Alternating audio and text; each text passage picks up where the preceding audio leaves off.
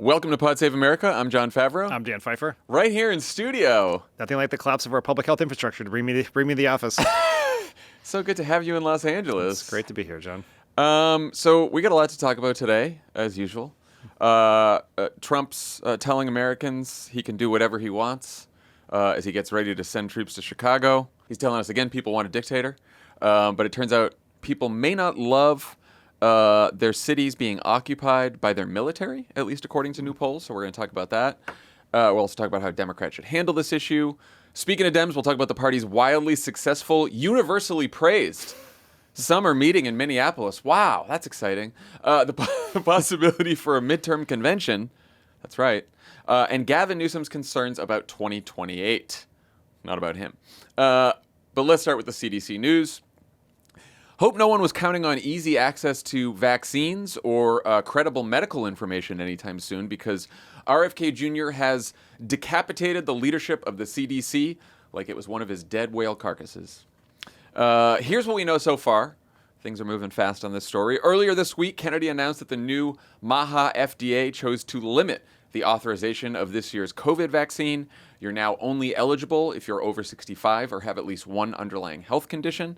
The CDC vaccine panel, which Kennedy stacked with anti-vax kooks, still has to approve that FDA recommendation, which they're scheduled to consider at their meeting in September. They also plan at that meeting to consider whether to keep authorizing vaccines for diseases like RSV, hepatitis B, and measles. Kennedy, after this, then met with CDC Director Susan Monarez, who was just confirmed by the Republican Senate last month, and asked for her resignation over what he said was insubordination over vaccine policy. She refused. He then said she could only stay if she fired senior CDC officials and agreed to accept whatever recommendations his anti-vax kook panel comes up with. Dr. Monarez again refused. She then called Republican Senator Bill Cassidy, a doctor, who in turn called RFK Jr., and then this enraged Kennedy that she had told Cassidy and he called, and he then demanded that the CDC director resign. She refused again, and then Trump fired her. 4 top CDC officials left as well and were literally escorted out of the building by armed security. The officials were the CDC's chief medical officer, the doctor in charge of public health data, the doctor in charge of vaccine safety, and the doctor in charge of vaccine recommendations, who posted quite a resignation letter on Twitter, which reads in part, quote, "I am unable to serve in an environment that treats CDC as a tool to generate policies and materials that do not reflect scientific reality and are designed to hurt rather than to improve the public's health." Cool stuff. RFK Jr. went on Fox and Friends Thursday morning to talk about the shakeup. Take a listen. What's your reaction to people that are getting a little worried? The agency is in trouble, and we need to fix it, and we are fixing it, and it may be that some people should not be working there anymore. Yeah, he sounds like he's fixing it. I've seen doctors and public health experts all over social media struggling to convey just how serious and dangerous all of this has been. And I know you've recently interviewed a few of those experts for the pod. What do you think? What are your takes on everything that's happened here? So, in the recent weeks, as RFK Jr. has been sort of gutting our public health infrastructure, has been undermining vaccine policy, I talked to the healthcare writer Atul Gawande, Caitlin Jetelina, who is a leading epidemiologist and writes a very prominent Substack, and Dr. Michael Osterholm, who runs a vaccine center at the University of Minnesota. And in each one of those conversations, I raised the question with them about what does this mean for the actual safety and efficacy and availability of the vaccines that we care about. And at each point, they all said to me, the reason you can remain confident, even with these kooks around, as alarming as it is, and no one was saying not to be alarmed, but it's that there were still real, serious career scientists staffing the CDC and the FDA. Whoops. That is no longer the case. Like, RFK Jr. and Donald Trump have gutted our health infrastructure. They've gutted the agency that monitors pandemics abroad. They've gutted the agency that deals with the availability, efficacy, and safety of vaccines. They have gutted the agency that is tracking foodborne illness across the United States. We are so much less safer than we ever possibly could be because of these decisions. And what it really does, and I think this is the really alarming thing here, is there is a real risk of a sort of deadly spiral on vaccines because the people who don't trust the government now run the government and are undermining vaccine policies from there. So then the people who do trust the government have very real questions about, can we trust this group of kooks to ensure that we're getting safe vaccines? And you can see just a complete undermining of the vaccine system that has kept us safe for generations in this country because of the work. Because Trump picked and the Republican Senate confirmed a anti-vaccine conspiracy theorist to be in charge of our vaccine supply. It's incredibly, incredibly dangerous. Quote, I think this is quite a negative and potentially catastrophic step for the country. That's Admiral Brett Giroir, who's a physician who helped lead the response to the coronavirus pandemic during Trump's first term. And he advised Kennedy during the latest transition. So this is not some liberal kook. And Jerome Adams, who was the Surgeon General for the first term, he's been criticizing this. I mean, it is not like, you know, a group of liberals and Democrats on Twitter. People are very, very alarmed.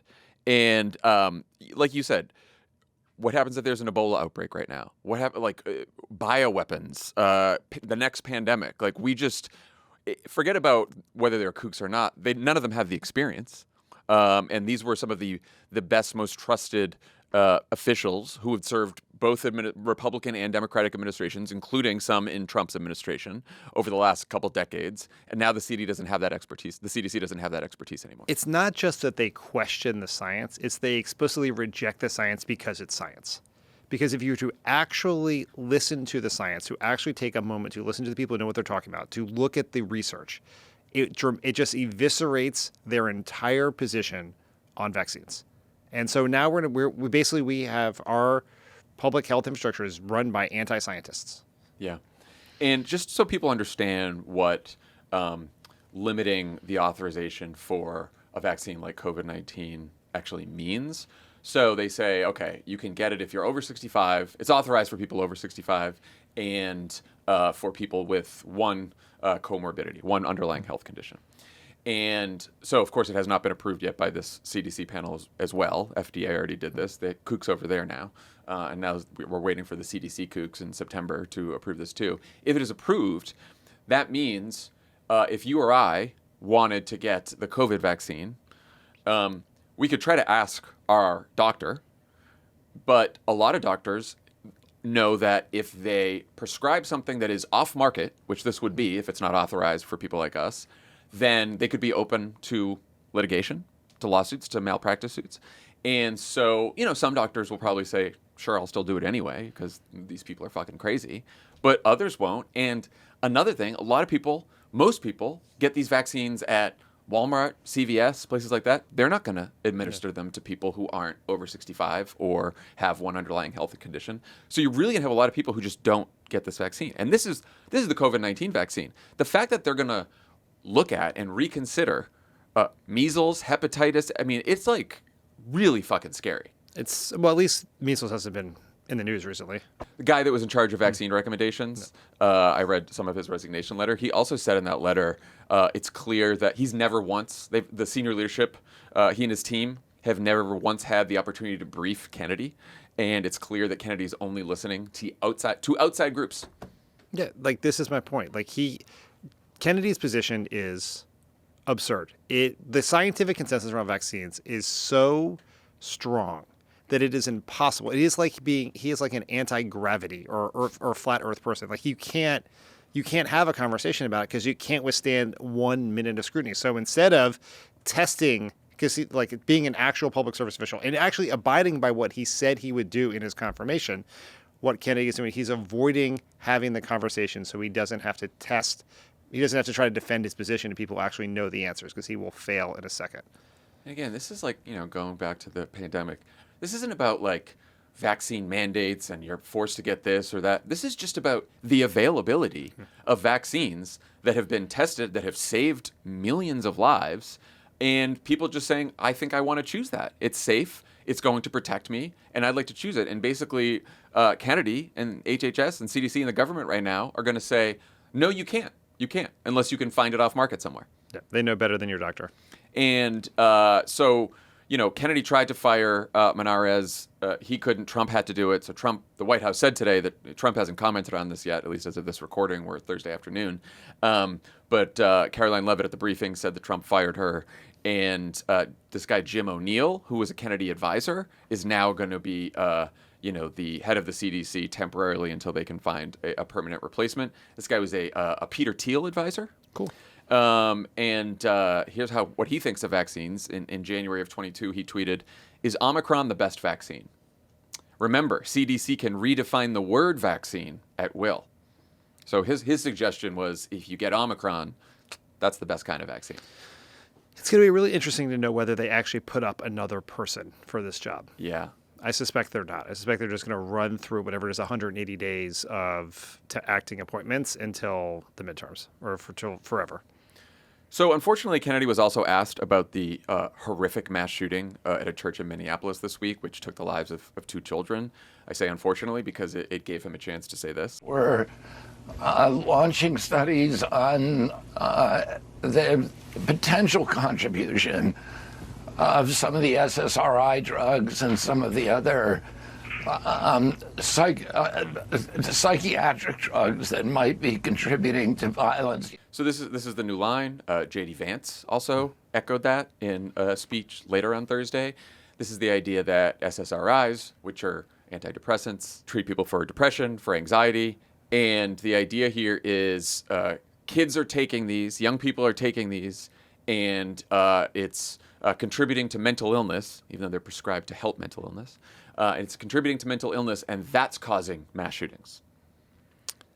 I would just note that in the United States of America, it is much easier to buy an assault rifle than it is to get access to antidepressants.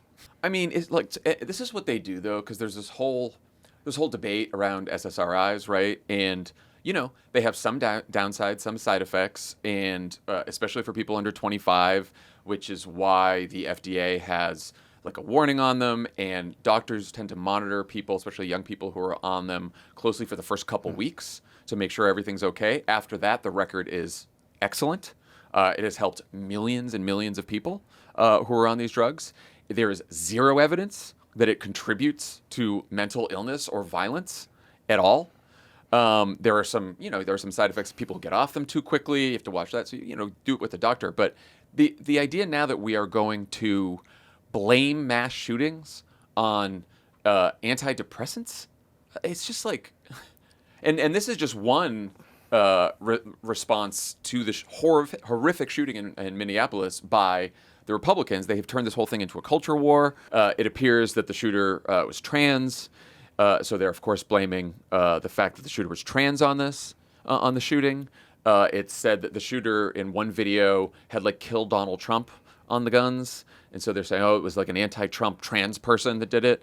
That the shooter also had anti-Semitic, racist, anti-Latino, all kinds of other slurs written on the weapons. The shooter worshipped other mass shooters, like the Christchurch right-wing shooter and other extreme right-wing shooters, Timothy McVeigh, all this other kind of stuff. So clearly the person is just disturbed in a whole bunch of different ways that don't fit into a fucking political box either way, which is typically the case, which is why you don't make every shooting about politics. And this is all they can talk about now.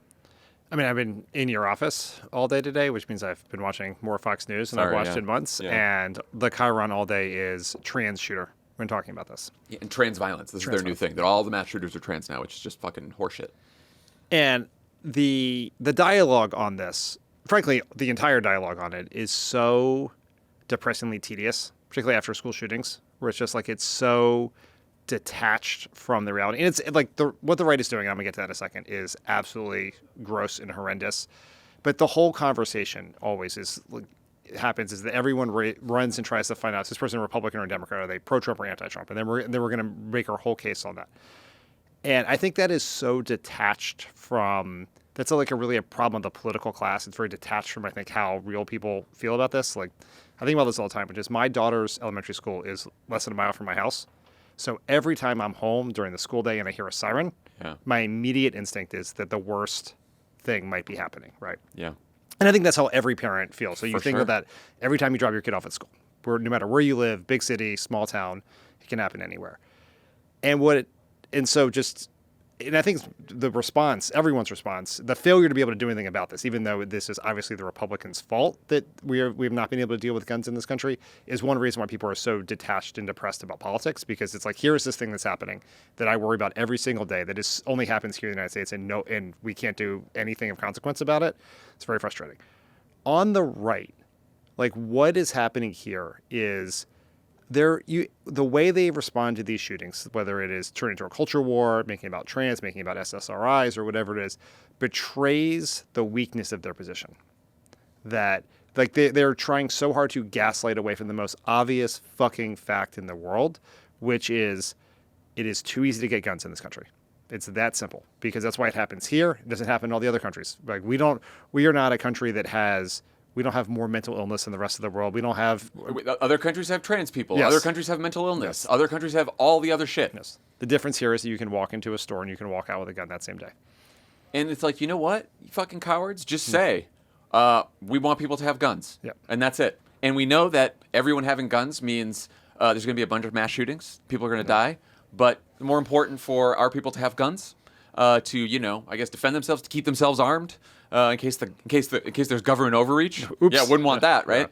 Yeah. And that's it. But instead they have to make up all these other fucking all these other fucking excuses and targets for people, which is just, it's disgusting. The logical consequence of the Republican position here is that their strict reading of the Second Amendment means that they are willing to live with tragedies like this. That is a price they believe is worth paying for treating the Second Amendment the way they treat it. Not the way it's been treated for most of the history of the United States, but the way it has been treated by Republicans in this moment, by this Supreme Court over the last 15 years. And they will not own up to it, right? Just admit it. The other thing is that this debate has moved very quickly from, a year ago during the campaign when it was, let's talk about the participation of trans people in sports, especially young children.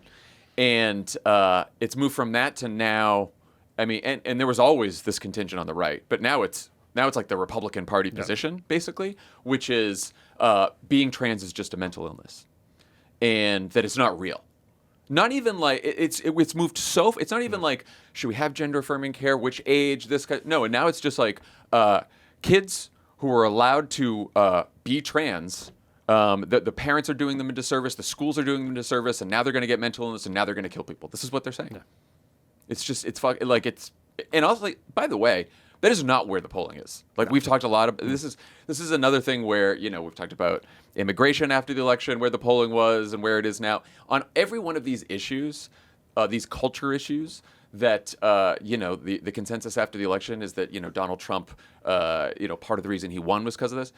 He has now gone so far to the other extreme, and everyone in his party has, that he is not in line with the polling on most of the shit. Right? You can have debates about trans participation in sports, and you can look at the polling and be like, "Oh, we got some work to do." But the idea that, like, trans people shouldn't exist, that's not a majority position by any fucking stretch of the imagination. And the way the Republicans have handled this and the way they've handled trans issues since Trump's been elected is the argument for why Democrats cannot back off on defending the rights, dignity, and humanity of trans people. Yes.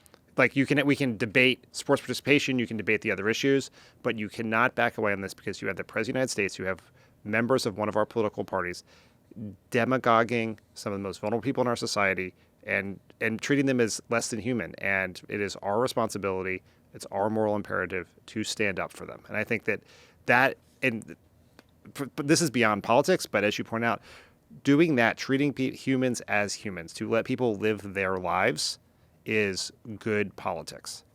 And again, like, in a normal world, like you said, everyone who has children, people who don't have children would just be saying, okay, 2 children were murdered praying in church, and a whole bunch of others were injured. And what can we do as a society about how to make sure that doesn't happen? Yeah. That's it. Without doing all of this bullshit.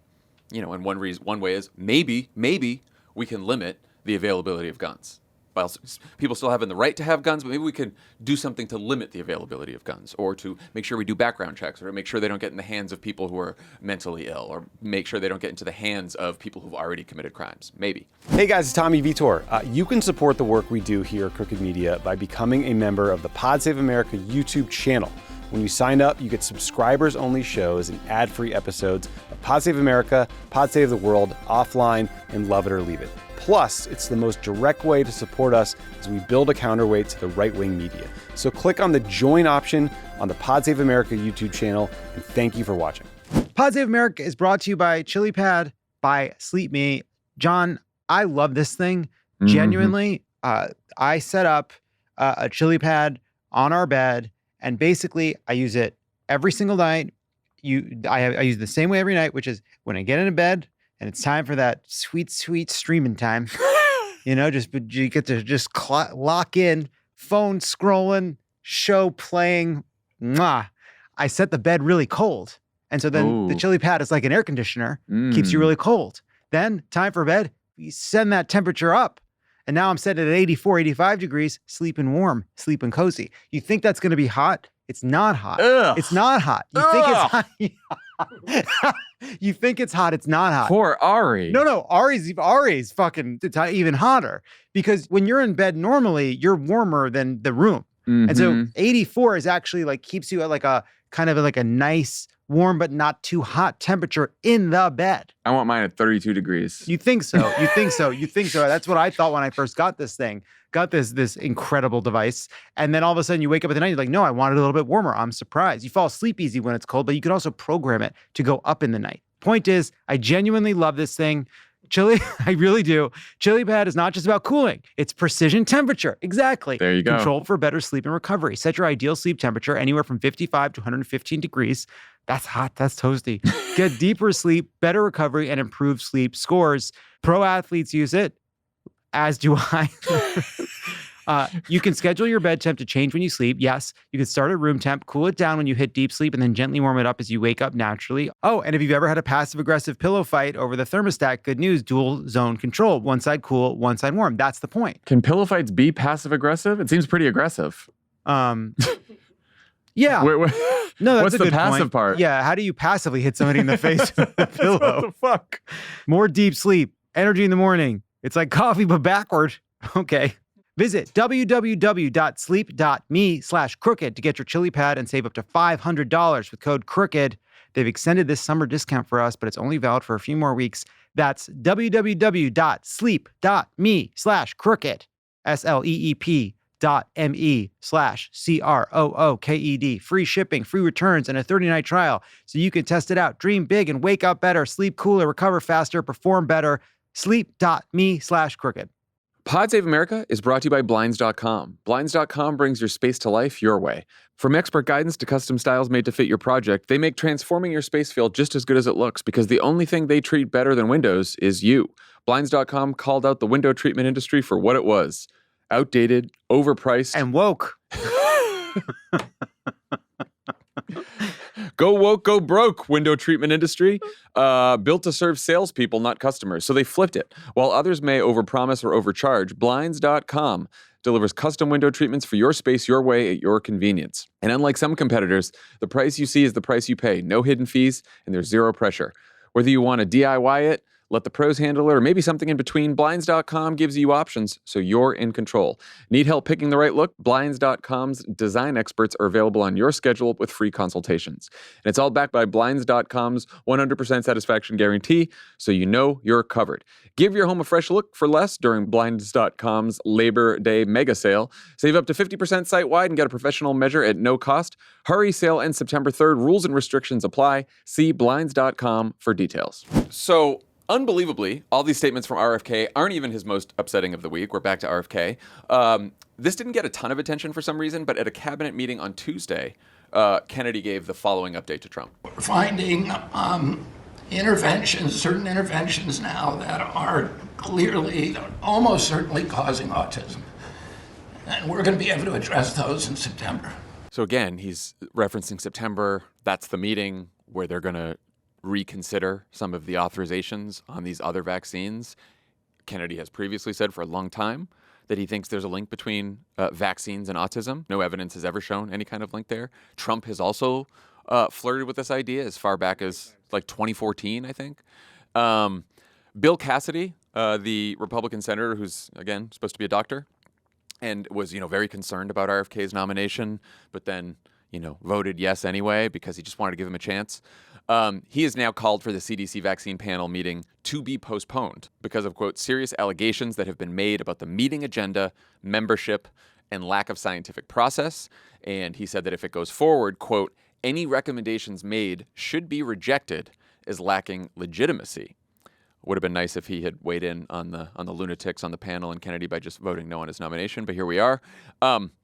What, if anything, do you think Democrats in Congress and maybe Bill Cassidy can do here? I think to make this work, you would need to build a bipartisan coalition of senators, potentially members of Congress as well, who want to fix the situation at the CDC or improve the situation and hold RFK Jr. accountable. And so you could do this in a couple of ways. You could, they control the power of the purse. Like in whatever government funding bill we're going to discuss, there could be some specific funding restrictions or guidelines around how they can spend their money. You could demand in exchange for funds more transparency, regular briefings and hearings. You could, in negotiations, if you had a majority there, or you had a true bipartisan coalition, you could try to force new members on the committee or a revamping of the committee to get more legitimate scientists on there.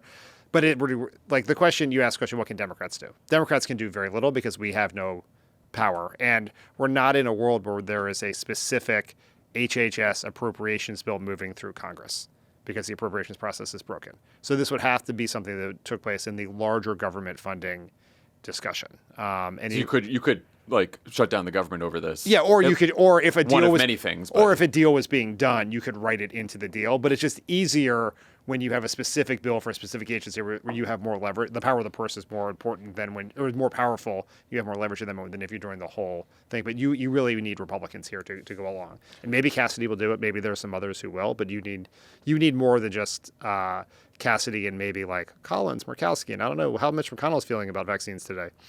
Yeah, I mean, I guess what Democrats can do then is make it a big enough issue and keep the drumbeat going so that when we get to the government funding fight, this is one of the things that becomes a sticking point in the funding. I mean, we'll talk about this, I'm sure, in the coming weeks as we get closer to the funding fight, but we are now piling up a bunch of very big problems, crises in this government that are making it, I think, easier for Democrats to say, look, we're going to fund this kind of fucking health agency. We're going to fund this ICE agency. We're going to fund these fucking this tariff policy. Like we're getting close to that, I think. It's hard to overstate how far out of the mainstream RFK Jr. and Trump are on vaccines. Yeah.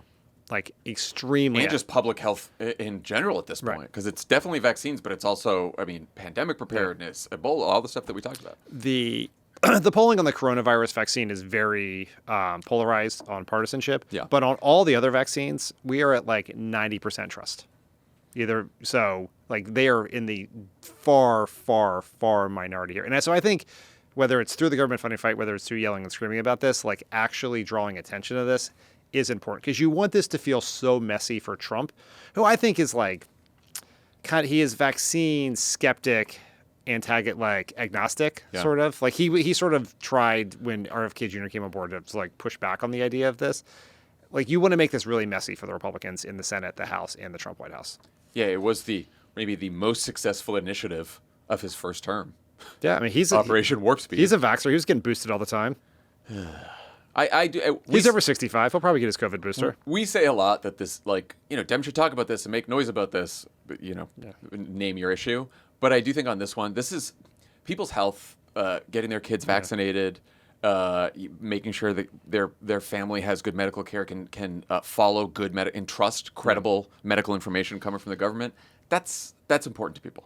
Yeah, that is one that I think resonates with people and that they're going to experience in their daily lives. Every parent at the beginning of the school year is certifying their kids' vaccines. Yeah. Right? It's something that is very much in your life on a very frequent basis.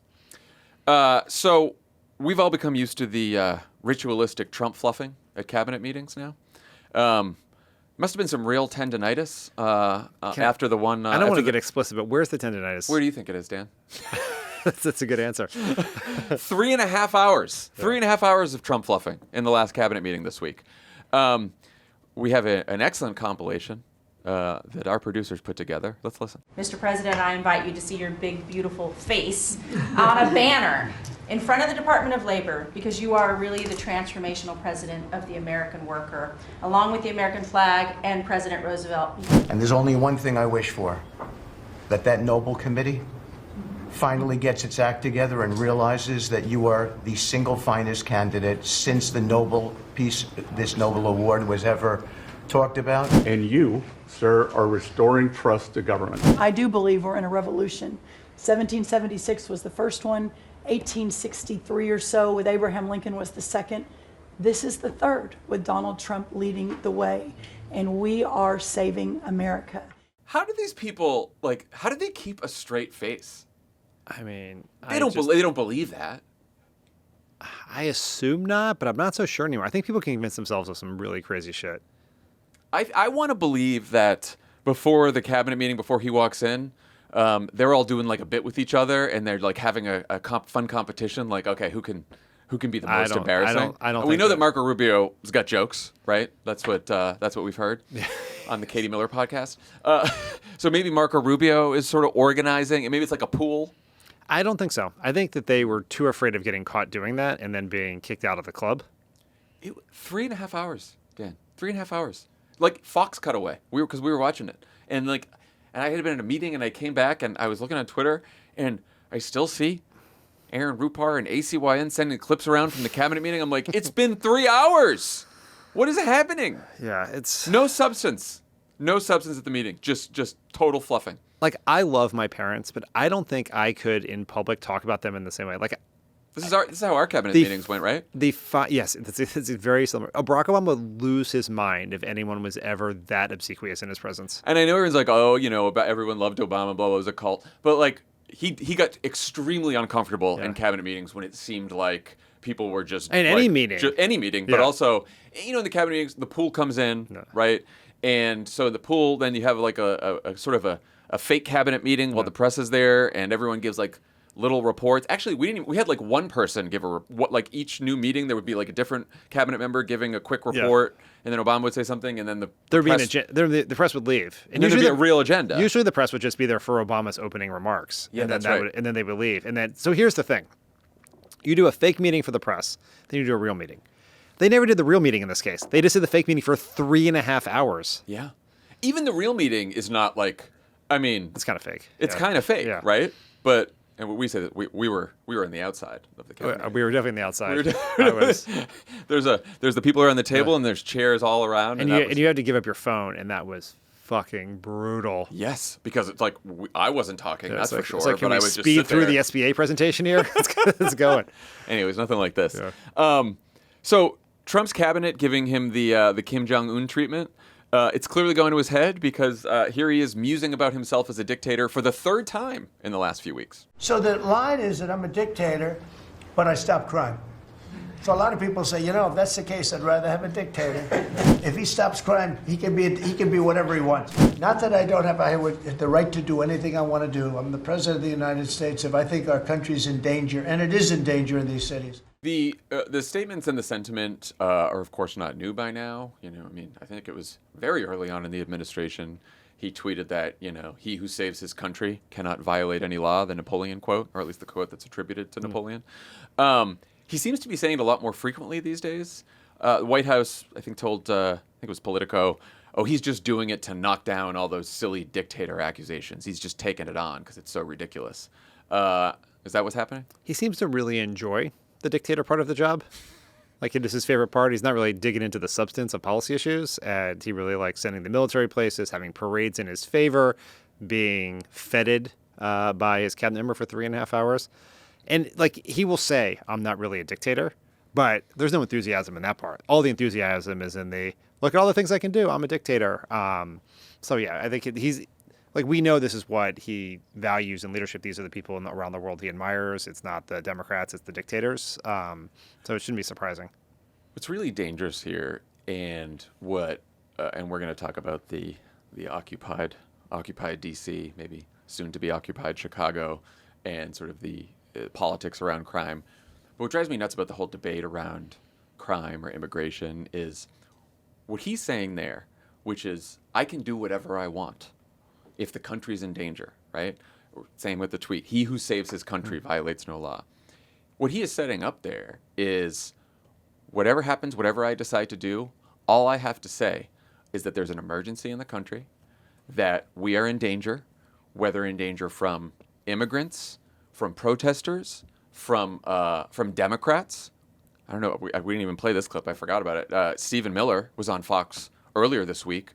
He literally said, the Democratic Party isn't a party. It is a domestic extremist group. That's what Stephen Miller said. They are setting it up so that they can do whatever they'd like with the military, with their secret police force, to anyone in the country and say it is because there's an emergency, because the country's at risk. I mean, this is textbook fascism. This is how fascist regimes happen. They fake a threat, they seize power to protect people from that fake threat, and they never give it back. And it's just like, and we're going to look back on it and be like, well, at the time, he just said it was about fighting crime, and people want crime to go down, or he said it was about immigration, and people were really upset about the border. How could it have been about this? Some of those protesters turned violent. Of course we wanted to bring in the troops. So those comments were part of a longer rant about sending troops to Chicago, why it's so offensive to him that J.B. Pritzker won't ask him to do it before he does it anyway, which it seems like he will, after he posted about Chicago on Thursday and said, quote, "The people are desperate for me to, all caps, stop the crime, something that Democrats aren't capable of doing. All caps, stay tuned, exclamation, exclamation, exclamation, President DJT." Again, the Gavin tweets are the ones that are silly, right? Those are the ones that are. The administration has also asked for Naval Station Great Lakes, which is just north of the city in Chicago, to offer logistical support for what Kristi Noem is calling an ICE strike team that is on its way to Chicago. Meanwhile, in occupied D.C., armed troops are still patrolling the streets. The federal government has seized control of Union Station. So that's cool. Mayor Muriel Bowser got criticism from the D.C. Council after saying she, quote, greatly appreciates the surge of officers and believes that crime is going down, though she did also say that the masked ICE agents are unhelpful and that the National Guard presence is unnecessary. The New York Times reports that Cleveland Mayor Justin Bibb hosted a call with other big city mayors to talk strategy around Trump's deployment, where he urged a, quote, serious on safety, serious on cost messaging strategy. The big undercurrent in the Times story is Democrats worrying about appearing soft on crime because of their opposition to the president's military occupations of major American cities. It's going to kill me. Right? Like, you say the sentence and you're like, okay, we don't want to be soft on crime. Polls are mixed on this. So there was a new AP poll that shows that 55% of Americans support the use of the military and guard in assisting local police. Trump was not attached to this. It was not asked as a, do you support what's happening right now? But in that same poll, 55% oppose the federal government taking control of local police. On the other hand, voters in a new Quinnipiac poll this week opposed Trump's D.C. deployment by 56 to 41. And a new Reuters poll has just 36% of Americans approving of Trump's takeover, while 46% oppose. Polls also show that D.C. residents fucking hate it, which is also evident by the fact that the Justice Department has now failed to get multiple indictments from multiple grand juries in D.C. for charges involving alleged assaults on federal officers, including Sandwich Guy. Sandwich Guy got off. They didn't get Sandwich Guy. He's gonna get charged with a misdemeanor because they couldn't even get a fucking grand jury to indict the guy. Really bring lie to the idea you can get a grand jury to indict a ham sandwich.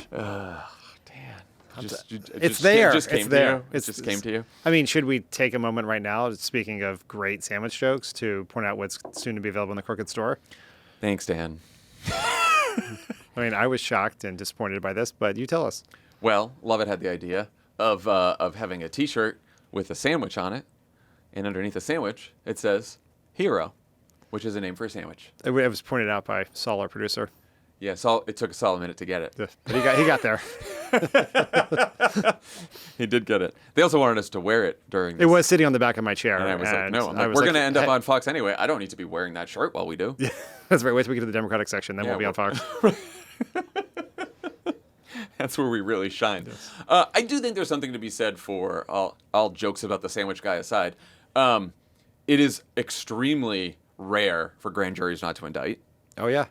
I have the stat that's going around Twitter, which I don't know why this is dated to 2010, but in 2010 there were 163,000 federal prosecutions, and they failed to get an indictment in 11 of them.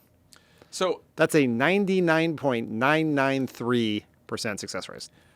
Because I'm not a lawyer, didn't go to law school, not like Levitt and took the LSATs and got a high score. I looked this up the other day. Not about this, but way back when it seemed like all of our colleagues might be getting indicted for the Russiagate hoax. And I was like, why do grand juries turn back indictments like so many times? And I didn't realize, like, in many cases, there's no judge there. There's no defense attorney. It's just the prosecutor. Yeah. The prosecutor they run the evidence, or they present the evidence, and they also instruct the grand jury on what the law is. So they have enormous power here with really no sort of dissenting, opposing argument. Yeah, the point of it is to prove to a jury that you have probable cause for the charge. Right, yeah, and the standard is obviously much lower. So the fact that they couldn't get that, it does tell you that people in D.C. might be getting, I know, D.C., extremely democratic city, but it might tell you people are getting pretty radicalized against the military takeover. Isn't he on video throwing the sandwich? Yeah. I think the reason is he was throwing the sandwich. It's not a felony. Of course, you can't be throwing fucking sandwiches at police officers or federal officials, but misdemeanor, which is what he's getting charged with, and not a felony, which is the way the law's supposed to work. Back to crime. What's your sense of where public opinion is on this? We have talked about, I don't know if you and I have had the conversation about the D.C. takeover. We've had it privately, obviously, a million times, but I don't think we've had it on mic. Please correct us. We literally might have done it last week. You can all correct us. Yes. Yeah, I don't know. But what do you think? I mean, I think it's worth just acknowledging that the politics of crime are complicated. So in 2024, 2/3 of Americans told Gallup that crime was up over the previous year. Crime was down. And this is not a new phenomenon, TikTok broke our brains sort of situation. In every year since the year 2000, a majority of Americans have thought crime has gone up. Most years, crime went down. And it's because there's a couple of reasons for this. One is the news. This is a worse problem now in social media, but for the beginning, as long as there's been television, the news has led with crime. So if there is one murder in your community, it will be on the news for like 6 weeks at a time, right? So it never gives you an accurate... the news covers the bumps, not the road. Yeah. The second is people, and the polling also shows that people think of crime as a serious problem, even when statistically they have no reason to be very worried about crime. But people's fears are not rational. Conversation you and I have about flying all the time. Where it's like I thought you were going to say flying too, and also a conversation we had about inflation, right? Yeah. And this is a different subject, but like you can't be like, oh, the economy is doing great, and someone's like, well, actually, it's fucking expensive to buy groceries. What I'm saying, when someone's scared of something, you can't telling them that they're more likely to die from a piano falling on their head than whatever they're worried about. Like this is a ongoing frustration of Barack Obama's, because remember everyone was worried that ISIS was going to come to their mall and attack them, and it's like the odds of that are so small, and you have all these other ways in which you could die, like you're at risk for every time you get a car, much more at risk when you get a car accident. So people's fears are irrational. And Republicans have a strength on crime, right? Trump, he had a 1-point advantage on crime in a poll that happened in 2024, but every other issue he's underwater. This is an issue where he is not underwater, although there has only been limited polling on crime up until very recently. People are like, avoid his trap. Don't fall in his trap. He wants you to talk about crime instead of tariffs. Well, the president invades a U.S. city, the United States Capitol, with armed military. It's kind of hard not to talk about, so you should probably find the best way to talk about it. My view of it is that you can't make it about crime. Right? You can't say, like, I have just told you the facts that crime has actually gone down, and it's gone down a lot in D.C. It's one of the largest drops in violent crime in history year over year. But telling people that is not basically your best play here, because then it does sound like you are minimizing crime. I think you should make this be about the fact that this is a stunt. It's a giant waste of taxpayer resources, and it's happening against the wishes of the local officials and most importantly, the local police. It's tough because if someone thinks that the presence of troops and extra cops and everything else is about, okay, well, there's more cops on the beat, and so that seems good because most people think more cops means it's going to be safer, especially if I saw. And it's not just Bill Clinton ran on that promise, right? And it's also not just about people. Okay, well, you could say, like, how many people have actually experienced a crime? It's not just about experiencing a crime, though it is about that. But it's just about like public disorder, right? Like if you in cities, if you're on a subway, if you're on a street corner, you see someone screaming and yelling at somebody, like you're like, okay, this is kind of scary, right? And so it's about more than that. And if you think that like that ICE is about deporting the worst of the worst, and you think that extra cops is about bringing down crime, then you're going to say, well, this all seems fine to me. But if you're walking around the city and suddenly they're tasing delivery drivers people in masks and hauling them off and throwing them in a van, and you're seeing all these troops armed just in your city day after, maybe a couple days, it's no big deal, maybe a couple weeks, it's no big deal, but like day after day after day. And then you're going to be like, I don't know, is this really about crime? Because this seems pretty, and to your point about the stunt, I think everyone who saw the National Guard troops just picking up trash in D.C. because there was nothing really else for them to do, they probably don't think, oh, this is scary, but they probably think, yeah, this is maybe a little bit of a waste here. That's where I think the right argument here. So the hard part is, like, yes, if you live in the city, you experience the disorder to the extent it exists. You know, if you live in a city and you have to get someone at Walgreens or Duane Reade or CVS to let you get deodorant every single time because they're so worried about shoplifters, like that contributes to how people feel about public safety. But most people don't live in cities, or a lot of people don't live in cities. And so they're not seeing the National Guard. They're also not experiencing the crime. Now, people who don't live in cities are actually oftentimes more afraid of crime. Right. People live in the cities. Because they watch the local news, which is about the city that they live near. I mean, there was a time in which people were so afraid of crime that they wouldn't put sports arenas in cities. Right. They would put them in the suburbs because they thought people from the suburbs wouldn't go in the cities because they were so afraid. And so I just think that in the argument that Democrats should ignore this is not a real argument because it's not possible to ignore it.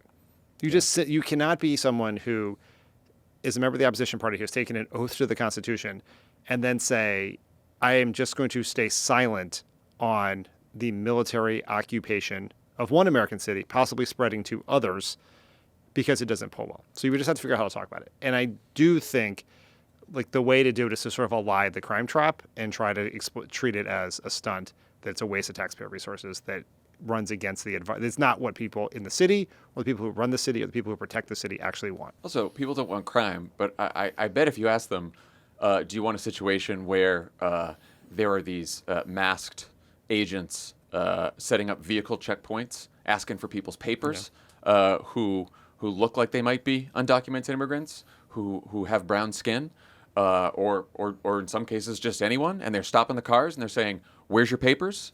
I don't think people like that. Like, I throw that in a poll because I don't think that's how people want to live in this country. So I do think it's about framing it in a way.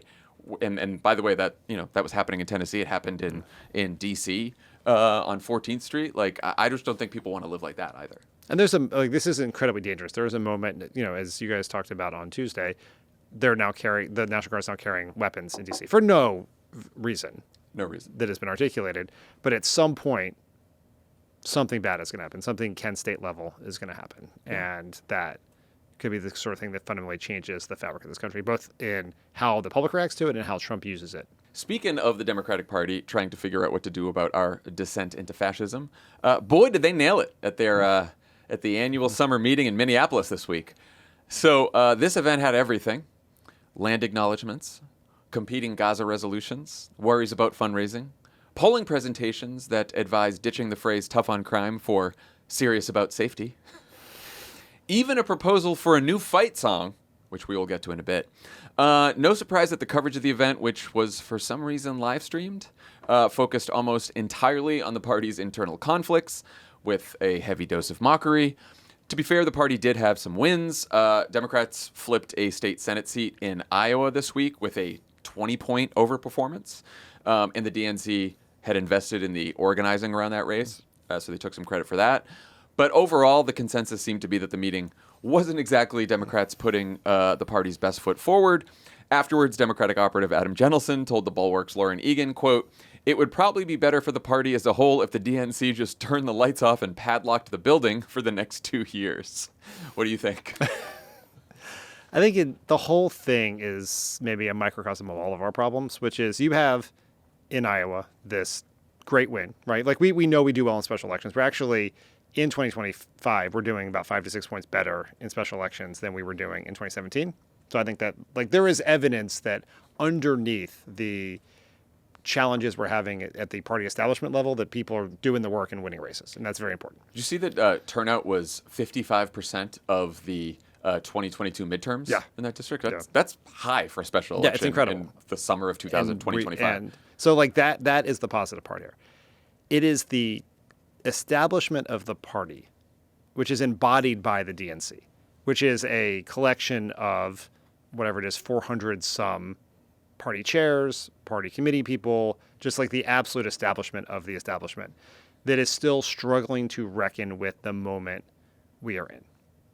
Right? Both, I mean, I will stipulate, I've been in politics a long time. The DNC has been a shit show almost for the entire time of my career. And particularly when we're in opposition. It exists to be a punching bag and a shit show. Like when you have the White House, the DNC is a political arm of the White House, and it usually is neither, you don't ever really hear from it. It raises money, it organizes, it does what the White House wants. When you're in opposition, it becomes the vessel for everyone's anger about the party, even though it has so little power and so little influence.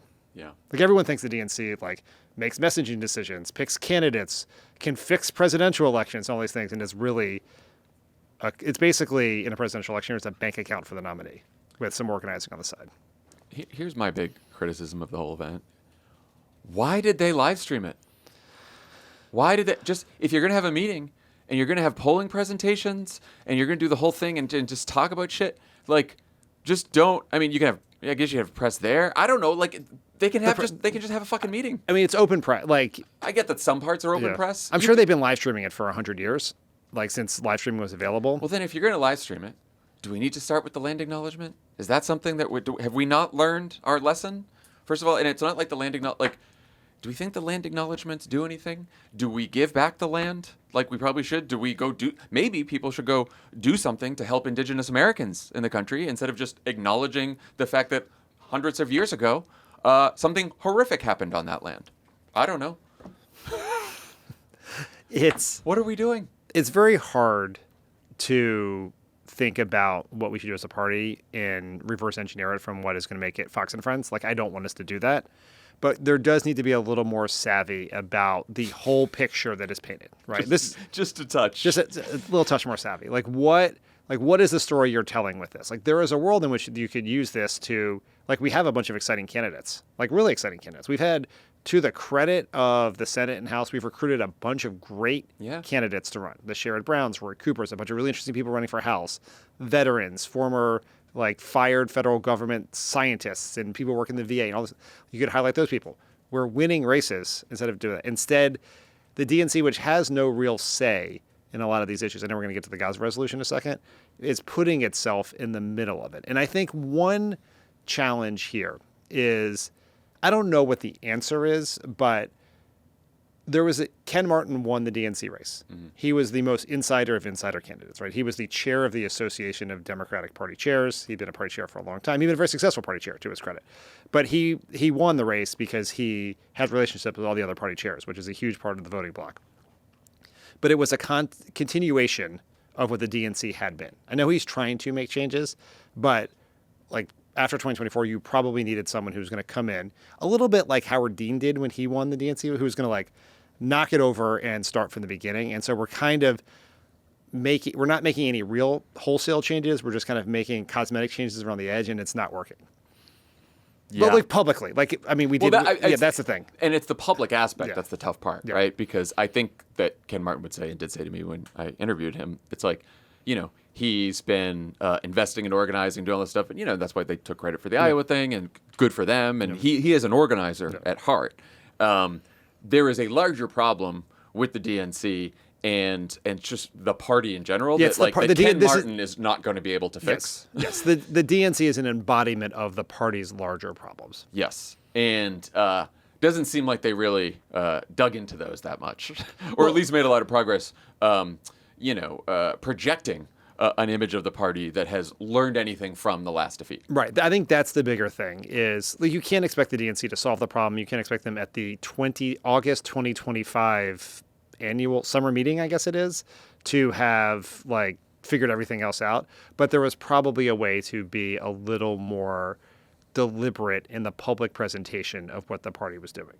For example, I'm just thinking of this now, like, so that candidate who just won in Iowa, Invite that person to come speak there. It's some of the recruits that we have that are exciting candidates in some of these swing districts. Invite them to come I bet speak. they wouldn't come. That's the problem. Yes. Like, I mean, this is the problem. No, you're right. I know, So we're going to get to this, the other convention idea going on, but one of the challenges is if you're Roy Cooper or Sherrod Brown, you don't want to be. You would never go there. You don't have that. Yeah. You don't have the taint of the DNC being on you. Yeah, that makes sense. Pod Save America is brought to you by ZipRecruiter. Sure is. It can be overwhelming to have so many options. Like when you're trying to figure out what TV show to watch, when you're at a restaurant that has a huge menu and you're like, do I get the chicken Madeira? Do I get the crusted chicken Romano? Do I get the sliders? Got the sliders. When you're on vacation and you want to see all the sights, right? You can't see all the sights, you know? You can't see all of the cathedrals. You got to pick one.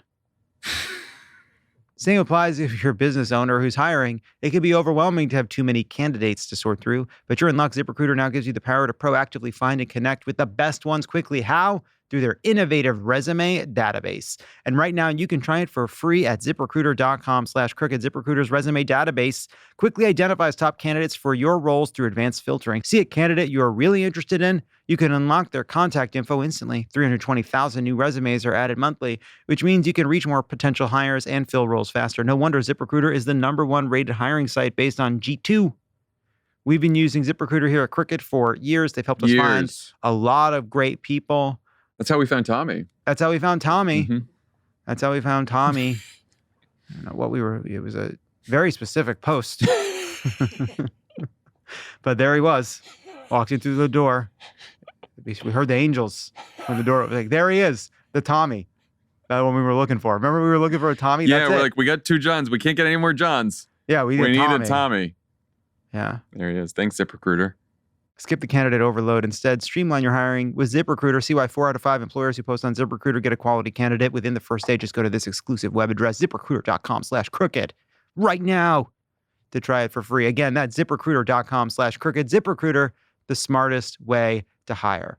This podcast is sponsored by Squarespace. Squarespace is the all-in-one website platform designed to elevate your online presence and drive your success. Squarespace provides all the tools you need to promote and get paid for your services on one platform. Create a professional website to showcase your offerings and attract clients. Whether you offer consultations, events, or other experiences, Squarespace can help you grow your business. Squarespace offers a complete library of professionally designed and award-winning website templates with options for every use and category. No matter where you start, your website is flexible with intuitive drag and drop editing, beautiful styling options, unrivaled visual design effects, on-brand AI content, as many fingers as you need, they will put on those pictures. Whatever you need a picture of somebody eating a steak or talking to a lawyer, you can get 10 fingers, 12 fingers, 20 fingers, whatever number of fingers you want. They got them. Beautiful, beautiful. And you don't need any experience. You can say, you know what? I love this picture of a person getting a mani-pedi. But I'd like a third arm. Not enough fingers. Not enough arms. Not enough fingers. Not enough fingers. And this dog is doing a terrible job of operating this forklift, which is made of cake. Every dream needs a domain. But also, if you're a lawyer, you could use it. Squarespace domains come with advanced privacy and security tools included to ensure your domain remains online and protected. Security tools. They got Kristi Noem on this thing? Stupid. Squarespace provides everything you need to bring more of your dream to life. Whether that means building a website or adding a professional email service, don't wait to claim your name. Invest in your dream domain today. Head to squarespace.com for a free trial, and when you're ready to launch, go to squarespace.com/crooked to save 10% off your first purchase of a website or domain. That's squarespace.com/crooked. While all this was going on, Gavin Newsom did a big live interview with Politico, where he did not mince words. I think we have some tape. This guy doesn't believe in free, fair elections. He tried to wreck this country. Were you there? January 6th? Tried to light democracy on fire. He dialed for 11, almost 12,000 votes. Now he's doing it in plain sight. And people say, oh, it's just Trump being Trump. You think he's joking about 2028? You think when he brings foreign leaders to the Oval Office and he goes to the White House store, have you seen this? Anyone? Is it just me? And he shows them the 2028 hats? He's not being serious? Wake up. You will lose your country. I mean, that's one way to do it. Yeah. Right?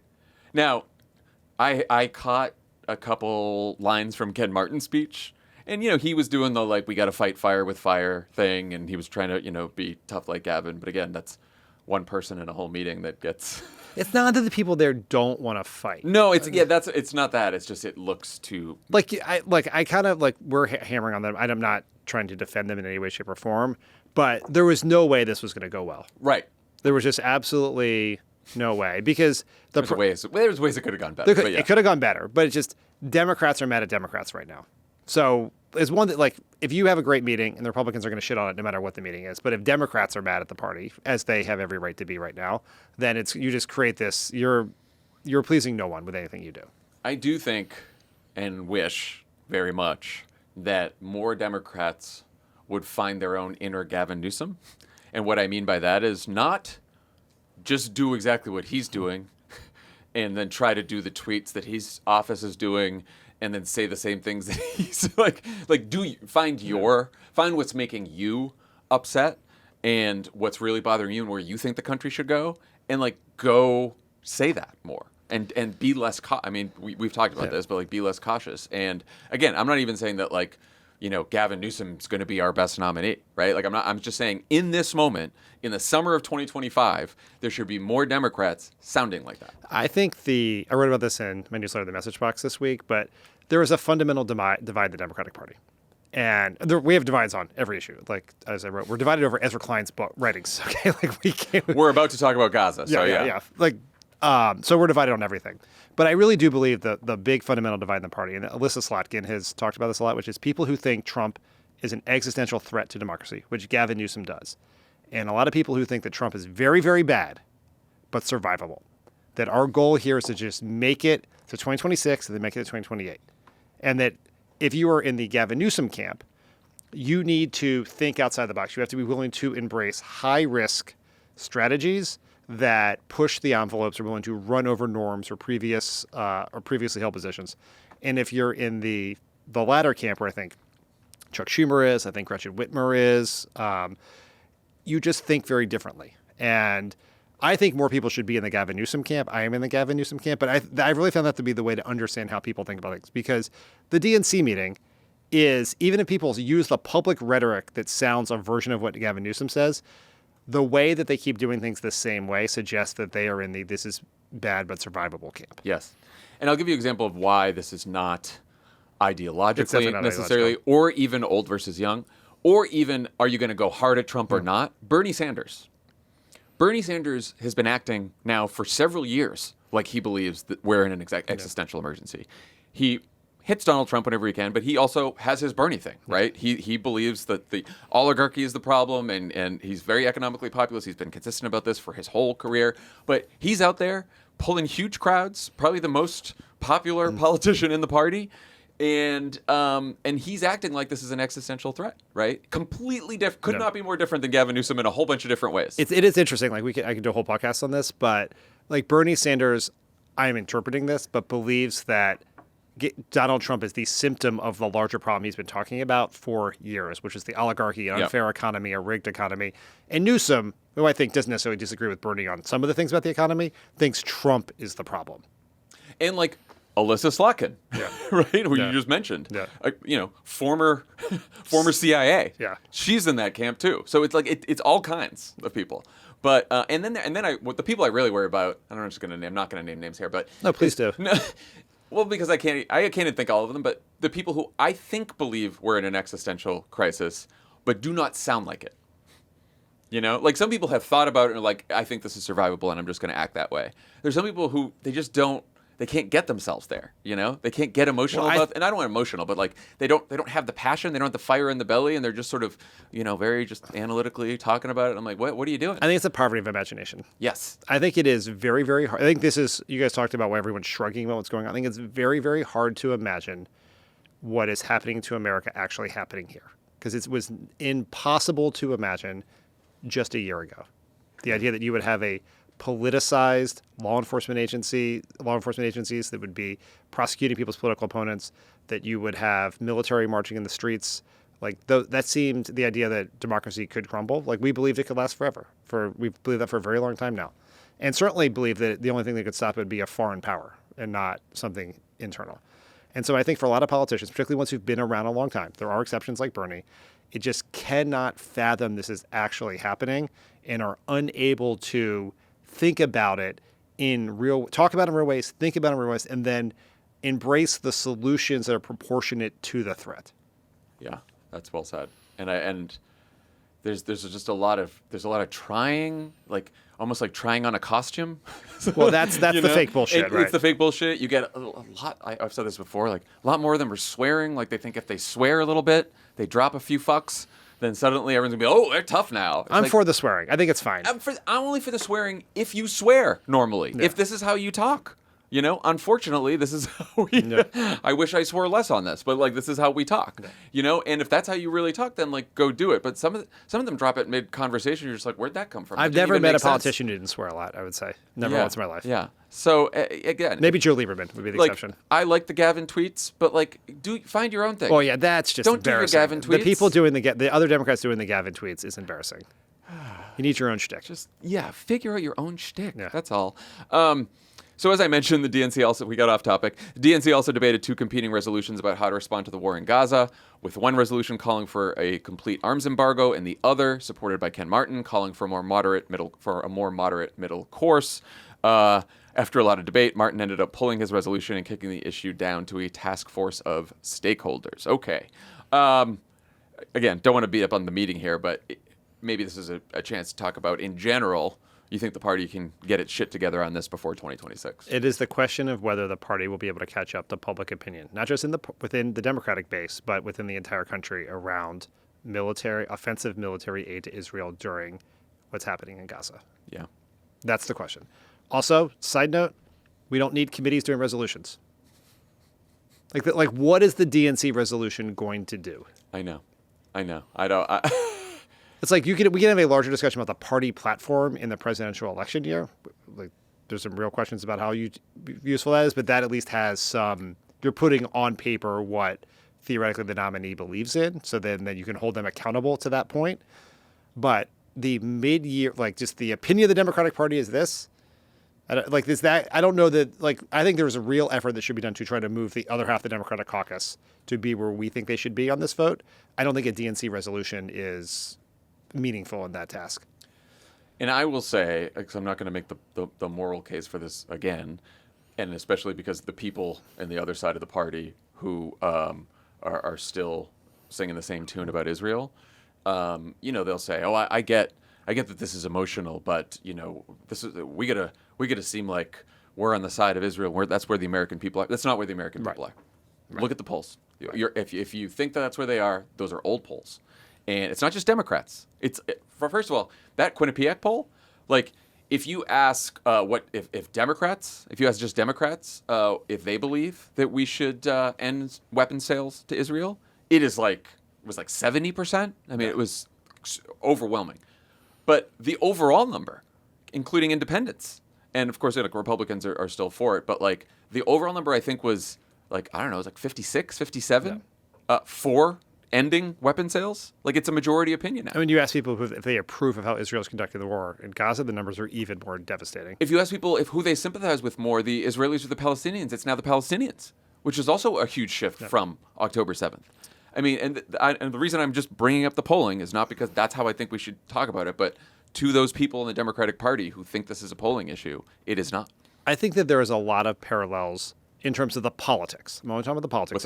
With Iraq. I know. I've been the same thing. There are people who know what the right thing to do is, but because of an outdated view of politics, are afraid to do it. And those people, especially if they're running for president, are eventually going to get to where everyone else is, but you're going to be late. And and you're going to be you're going to seem inauthentic. You're going to seem fake when because you get it is. I mean, I'm sure there's some people who are going to be like, wow. Of course, you could have this conversion where you're like, wow, I fucked up and this is horrible. And Netanyahu clearly is never going to end this war and just wants to fucking bulldoze Gaza and doesn't give a shit what happens to people and whatever else. You can come around to that. But a lot of people are just they're going to look exactly like what it is, which is, oh, this is where the base is and I want to win. And so I'm going to now pretend this whole time that I was actually against. There were moments to do, like, obviously, incredibly great credit to the people who were very critical when the Democrats were very critical when Biden was president. Like that is the right thing to do, but not easy to do it against your president, particularly in an election year. But with Trump as president and with the way things have changed, particularly with the famine in Gaza, the moment was months ago. And so like that is an actual change of facts on the ground that could cause you to change your opinion. But the more you wait, the more you're going to look like you're playing politics here. Yeah. See, Jake Sullivan, Yeah. Biden's former national security advisor, was talking to our pal Tim Miller on the Bulwark podcast and said that he's advised Democrats that they should oppose weapons sales. Like, Right. that's Jake, Yeah. who's in the Biden administration. So it's the person in charge of implementing the Hug Bibi strategy. So, like, if you're, what are you doing? If you're, I just don't understand. So Axios reported on Wednesday that senior Democratic officials now want to host a mini convention ahead of the 2026 midterms. I'm now laughing at this because of the conversation we Yes, just yeah. had, where they can showcase candidates and emerging party leaders. Not to be outdone, the next morning, Trump posted that the Republican Party might host a convention of their own before the midterms. That, to me, was the only evidence that maybe this is a good idea. What do you think? I, in theory, I understand the idea is that Democrats need opportunities to get attention. And having another convention, particularly if you did a big one, right? Like you're not filling the where did we go to the convention? Where was Chicago. that? Chicago. You're not filling the United Center. It's okay. We all want to forget it. I was like I know we went to Milwaukee for a week. I know we went to Chicago for a week. We're still waiting for Taylor Swift to come out on stage. So just getting Leon Panetta. Leon Panetta instead, yeah. So the idea of doing a big event and having like good speakers, and you'd have to get like Kamala Harris would speak there, and maybe you get Barack Obama. Like you would need to draw real attention and get real people to do it. Like that is intriguing. Joe Biden. Your face is so good. That was so worth it. It's an option. I mean, it's an option. I actually would say that I'm sure that the people who would attend the Democratic convention would be very excited to hear from Joe Biden. Yeah. You and I were in the audience for his speech in Chicago, apparently, which is where that was. Keep going. But it does. I'm not sure we could execute it in the right way. That would be my concern. Like I understand the idea in theory, but if you do it and then you just have another giant fight over a Gaza resolution, or the other thing you would see is the most prominent Senate candidates don't show up because they don't want to be there for it. So it's like you're doing this convention and Sherrod Brown doesn't come, and Roy Cooper doesn't come, and Graham Plattner, if he's the nominee in Maine, doesn't come, and maybe John Ossoff is busy that week. Then it's embarrassing for the party. Yeah, because then you're getting it's like a speech from Chuck Schumer, a speech from Hakeem Jeffries, and then now we're looking for more people to fill this speech roles, and it's like quick, where's Kerry Washington and where's all the it's just like I don't it gives me the I understand. At first I was like, you know what, we need to get attention. Yeah. This is my first instinct was like, oh yeah, a good idea to get attention. And then having watched the summer meeting and talk about this, I'm like, I think the execution is quite difficult. The Republicans are definitely going to do this. Yeah, because Trump would like another. And then we're gonna. Trump probably did it to goad us into doing it. No, he wants to. He wants to do it because he wants another party celebrating him. But and I think it's to his advantage. Yeah, because I think his big issue for the midterms is the people who turned out for him don't turn out for Republican candidates. And so if he can attach himself to the midterms in people's minds, then he can tell everyone, hey, get out for me. Don't forget about these candidates. It's a double-edged sword for sure, but he's probably going to get all the downsides of the anti-Trump fervor anyway. So a moment where he could keep high-profile moment where he can communicate to his voters that the people who didn't turn out for this is probably to his advantage. So if he does it, then we'll probably have to do it. Or one place we could just do it is CrookedCon. Oh, is there a place? Did you know we're having a? I'm aware. Have you heard? I'm aware. November 6th and 7th. Is there a website you can go to? Yeah, it's crookedcon.com. I got it. I did it. Was that an intentional tongue twister? Yeah, I don't know. Was it a prank from the marketing team on you? Yes, I think most things are. Yeah. All right, Dan. As promised, just to close out the meeting section, it did include a fight song. Which no DNC meeting is complete without. Semaphor's Dave Weigel reported that someone from Act Blue not only shared the song, but recommended that the party adopt it, and in multiple sessions put the lyrics up on a presentation so the attendees could sing along. Did they incessantly text it to everyone? I apologize for doing this, but I do need you to read the lyrics. I can't read it. I do this from off the dome. I don't have a laptop, so you'll have to do it. Fuck. DEMS we rise, stronger together, blue skies. Lift your voice. We're bold and true. Onward, Democrats. We shine blue. Woo! The thing that is so funny about this, other than the fact that someone thought we needed a fight song, Yes. And that it has a Blue Sky reference. yes, A little on the nose. it's the use of the term "stronger together," which is the failure of every democratic messaging process ever. No matter how bad it is, no matter how many yahoos are involved, it ends up with some version of "stronger together." Everything is perfect about it. The only thing I am disappointed in is that we can't hear it. Like, is there a melody it goes to? That's what I want to know. I asked Dave Weigel on Twitter, but he does not respond. If there are any, if anyone has the person from Act Blue, I don't know who it was, but whoever can give us a melody to this, I want to be singing it, because I want to practice for this midterm convention and Crooked Con and whatever else. you heard it here first. That if someone can find the melody for this, Jon Favreau will sing it solo. Wait, can you play it on the piano? You can play it on I the will piano. learn to play on the piano. It will become our new theme song to Pod Save America. That's ridiculous. I think you should perform it at Crooked Con? Crooked Con or the wedding, birthday, celebration, whatever, of whichever Vote Save America volunteer knocks the most doors in the special Oh, election. that's a good one. Jon Favreau will come to your gathering This and is sing. now This is now. If that is not up on votesaveamerica.com by the time this episode comes out on Friday morning, it's a failure of the political team. Come up with the melody, everyone. All right, last thing before we go, we have to talk about one more piece of news. Taylor Swift's engagement to Travis Kelce. What? This is the first time hearing of this. I was in a meeting. I was off my phone for an hour. I come back outside. There's like 40 texts on most of them from my wife. I was going to say. In all of the text chains I'm on with her and other Taylor Swift fans. It was wild. You know what I was doing when this came out? What? I was talking to Caroline Reston on Polar Coaster, and no one interrupted the show to tell her. About Hunting Wives. We were talking about Hunting Wives at the time. Which I hate watched and now can't wait for the second season. Yes. Well, if you want to hear my take on Hunting Wives, subscribe, become a friend of the pod. Cricket.com/friends. There you go. Anyway, most of the world offered their congratulations. A nice little moment here in our broader descent into fascism. Even Donald Trump was gracious about it. But then Charlie Kirk, Charlie Kirk. Familiar vaguely with him. He recently called us a group of low T complainers and whiners. Oh, I thought he was just referring to the Tuesday pod. It's true. He had this advice for the happy couple. Maybe one of the reasons why Taylor Swift has been so just kind of annoyingly liberal over the last couple of years is that she's not yet married and she doesn't have children. Taylor Swift might go from a cat lady to a J.D. Vance supporter, and I think we should celebrate that. It's a great chance for Taylor Swift now to get married and have a ton of children. You can certainly afford it, Taylor. This is something that I hope will make Taylor Swift more conservative. Engage in reality more and get outside of the abstract clouds. Reject feminism. Submit to your husband, Taylor. You're not in charge.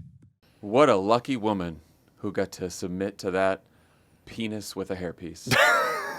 That is she is one lucky lady. Yeah. She taught, there's clips of Charlie Kirk's wife talking about how I love submitting to Charlie. Oh, wow. Yeah. You are deep in the internet. I mean, that's why I get straight fives on Terminally Online That's all right. the time.